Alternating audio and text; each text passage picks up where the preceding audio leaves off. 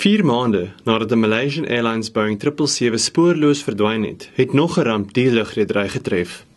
Vlug MH17, wat van Amsterdam na Kuala Lumpur op pad was, is in die Oekraïne deur 'n missiel uit die lug geskiet.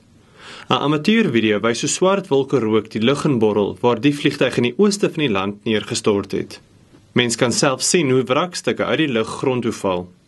I was in my house and heard the rumble, explosions. There were 2 explosions. I ran out of my house and there was black smoke. I thought my nephew was affected. I ran out and saw the black smoke. Maleisië se eerste minister, Najib Razak, het tydens 'n media-konferensie bevestig dat geen noodsein van MH17 ontvang is nie en dat die vlug se roete deur 'n internasionale lugvaartliggaam goedgekeur is. In 'n aardige wending het een passasier 'n Facebook-inskrywing gemaak net voor hulle vertrek het. In die inskrywing skers die Nederlander Korpan, as die vliegtuig verdwyn, dis hoe hy lyk. Hy en sy vriendin was onderweg na Kuala Lumpur met vakansie.